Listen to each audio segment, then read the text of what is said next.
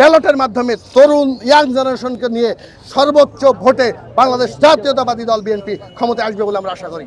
এদেশের মানুষের একটি স্বপ্ন তাদের প্রত্যক্ষ ভোটের মাধ্যমে তাদের প্রতিনিধি নির্বাচিত করা।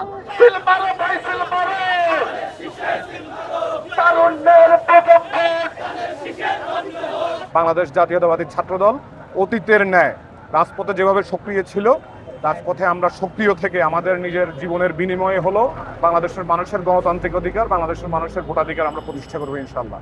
আমরা আজকে বাংলাদেশ জাতীয়তাবাদী ছাত্রদল ঢাকা মহানগর উত্তর, আপনারা জানেন আগামী ফেব্রুয়ারিতে যে জাতীয় নির্বাচন, সেই নির্বাচনে ইতিমধ্যে সারা বাংলাদেশে বাংলাদেশ জাতীয়তাবাদী দল বিএনপি ধানের শীষের প্রতীকের মাধ্যমে প্রার্থী ঘোষণা করেছে। তারই ধারাবাহিকতায় বাড্ডা, ভাটারা, রামপুরা এবং হাতিরঝিলির আংশিক ঢাকা 11 আসন বাংলাদেশ জাতীয়তাবাদী দল বিএনপির ক্ষুদ্র ঋণ বিষয়ক সম্পাদক এবং বাংলাদেশ জাতীয়তাবাদী দল বিএনপির সাবেক সফল সভাপতি ডক্টর এম এ কায়ুমকে ঢাকা 11 আসনে মনোনীত করেছেন। তারই প্রেক্ষিতে আজকে আমরা তাকে স্বাগত জানিয়ে, সাধুবাদ জানাই এবং সমর্থন জানাই বাংলাদেশ জাতীয়তাবাদী ছাত্রদল ঢাকা মহানগর উত্তর একটা মিছিল করবে।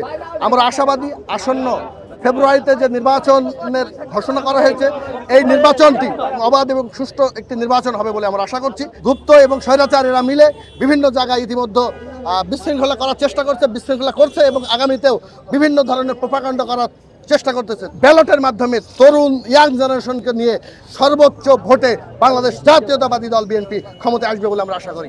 দীর্ঘ 17টি বছর বাংলাদেশের মানুষের উপর, বিরোধী দল সহ বাংলাদেশের সাধারণ মানুষের উপর স্বৈররানী শেখ হাসিনা ফ্যাসিস্ট কায়দায় যে পরিমাণে অত্যাচার নির্যাতন করেছে, সেই অত্যাচার নির্যাতনের ফলেই একটি গণবিস্ফোরণ, যেখানে ছাত্র জনতার আন্দোলনের মুখে স্বৈররানী শেখ হাসিনা, ফ্যাসিস্ট শেখ হাসিনাকে এদেশ থেকে বিতাড়িত করা হয়েছে।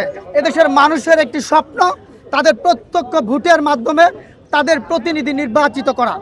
সেই লক্ষ্যে আগামী ফেব্রুয়ারি মাসে আমরা একটি সম্ভাব্য বাংলাদেশের গণতান্ত্রিক পদ্ধতিতে একটি নির্বাচনের আশা করছি। এই অঞ্চলে ঢাকা 11-র মাটি ও মানুষের নেতা ডক্টর এম এ কায়ুম সাহেবকে বাংলাদেশ জাতীয়তাবাদী দল তাদের মনোনীত প্রার্থী হিসেবে ঘোষণা করেছে।